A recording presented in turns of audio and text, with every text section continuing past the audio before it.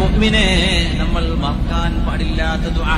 അസുഖങ്ങൾ കൂടുകയാണ്, kidney failure, ഹാർട്ടിന്റെ അസുഖങ്ങൾ, ക്യാൻസർ പോലുള്ള അസുഖങ്ങൾ വർദ്ധിച്ചുകൊണ്ടിരിക്കുകയാണ്. അല്ലാഹുവിനോട് നമ്മൾ ദുആ ഇറക്കാൻ മറന്നുപോവല്ലേ.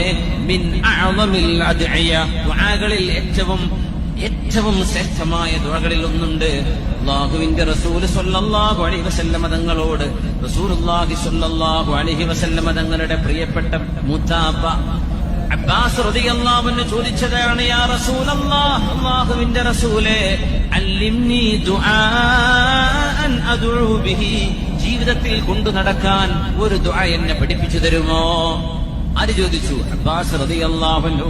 അതിന് നബി തങ്ങൾ കൊടുത്ത മറുപടിയാണ്, അബ്ബാസ് എന്നവരോട് ഖുൽ പറയണം, അല്ലാഹുമ്മ ഇന്നി അസ്അലുകൽ അഫ്വ വൽ ആഫിയ, അല്ലാഹുവേ മാപ്പ് തരണേ, അല്ലാഹുവേ ആരോഗ്യം തരണേ.